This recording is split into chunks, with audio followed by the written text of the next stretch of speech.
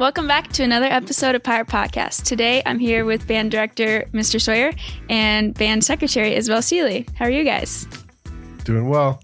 I'm good. Good. All right, well, we're going to be talking about band today. So the first question we have is, what do you guys do for finals? Finals. Well, we kind of have concert preparations in between finals. So finals actually ends the week before we go to a festival in Libby, where we combine with Stevensville. So our performance is a summative final this year. Okay. And you have a band student council? Yes, we do. And we hold meetings every once in a while. Talk about what needs to get done, like band t-shirts and upcoming concerts and stuff like that. Who all is in the council? Weechaw Brown is our president. Addie is our vice president. I'm the secretary. I think Maddie's the librarian. Right, and Ruger will help out. So. Okay. And well, Izzy, what led you to playing saxophone? My whole family was very musical, and I think that's what inspired me to do something like band or choir. And then I just like the instrument. It's right in the middle between high and low. Nice. All right. One question that I was given was, why do the music department have so many performances? Like, why do they have so many performances? That's a good question. Generally, you want to plan about 6 to 8 weeks to learn something new. And what our assessment is basically showing the world what we do every day. We can't go back. If we fail a test, we have to do it on stage, and it has to happen live. So if you go longer than that, it gets a little, you're playing the same song over and over and over, and it gets a little boring. So that pocket of 8 to 10 weeks works pretty well. All right, cool. I was also given the question, do you guys practice? Yes, we do practice pretty much every day. Sometimes things happen. I would call that professionally rehearsal. I think practicing happens at home. So I don't know how often that happens as much anymore. Oftentimes some people practice just to not fail, not to get better. Mm-hmm. How many kids do you think actually practice when they go home? Boy. Or how many kids even take their instruments home in the first place? On Christmas break, they do, because they get points. So you only get better through practice. So some people know that, they just don't do it. But you can't practice unless your instrument's at home. Mm-hmm. So I would say 25% would be a push. But there's some that are solid. I know this incoming freshman class, I see them go every day because they want to be in the symphonic band someday. Yeah. So. That was me. I practice occasionally. Nice. Okay. Sawyer, why did you cheer in college instead of do band? Well, I did both, actually. You did? Yes. So a girl came to me and said, hey, you're trying for cheer. And I'm like, what? What are you talking about? And she happened to be a French horn player. And so I was like, hey, I'll give it a shot. And it was actually really super fun. So at the peak of my life, I guess I did both. I would march in at halftime. Cheerleaders don't do their show.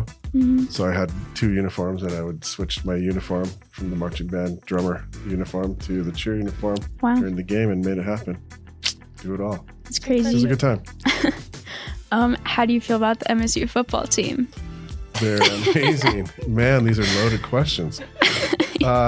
They stayed solid all year. Got a couple great quarterbacks in Tommy Millott and Mr. Chambers. So we'll see where it goes from here. But had a couple missteps during the season, but I went through the streak.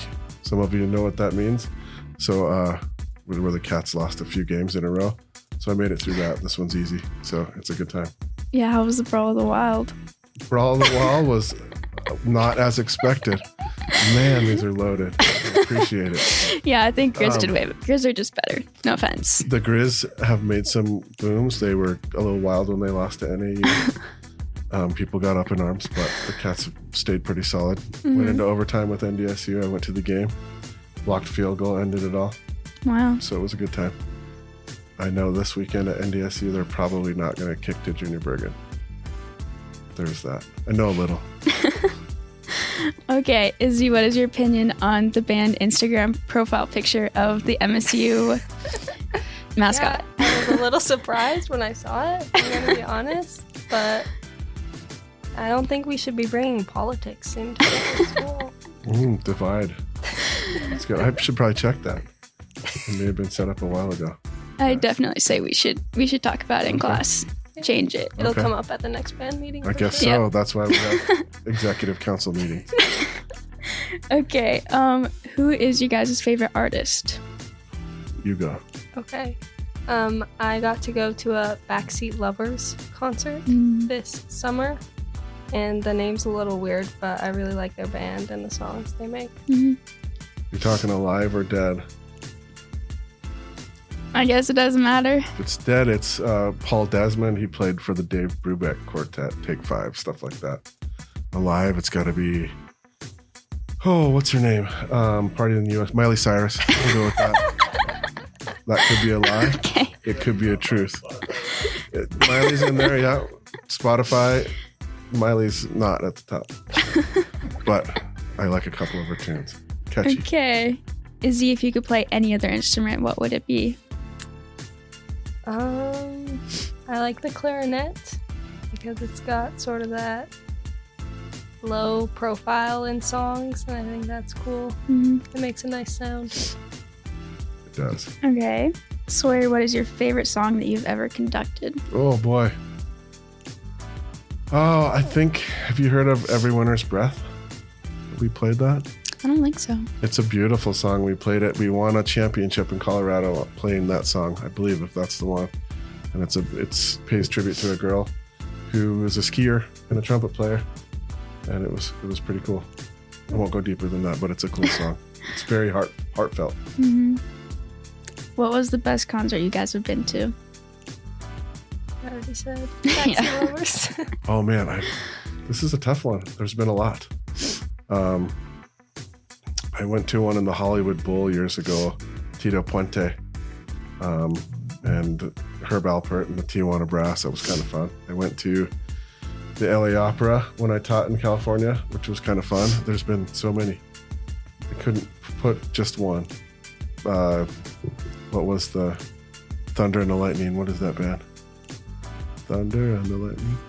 Imagine Dragons. I went to that in both of them. It was pretty cool. But I guess now that I'm saying it, probably Paul McCartney in Missoula. Because I got to see a real live Beatle, and it brought everybody together. It didn't matter what you listened to. It was really special. That's cool. Didn't someone crowd surf when you got to... And there was Macklemore. There was got to hold it was. Macklemore on my shoulders. That was fun. That was an impromptu concert. So yeah, Oh my gosh. the life we live. What is the circle of fifths? All right. How long do we have?